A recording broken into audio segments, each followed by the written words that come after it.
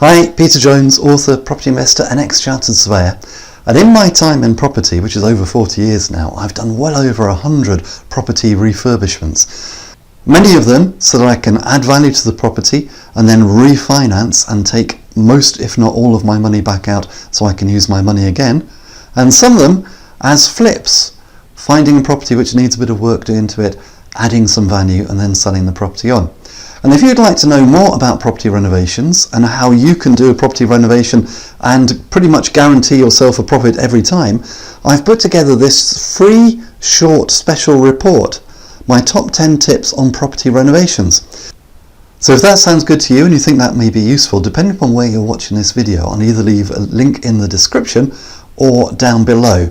So please just click the link and you can download your copy of my top 10 tips for property renovations and how to guarantee yourself a profit every time you do a property renovation. I'm not even going to ask you for your email, there's no opt-in or anything like that. All you need to do is click the link and you can download your free copy. And until next time, here's to successful property investing.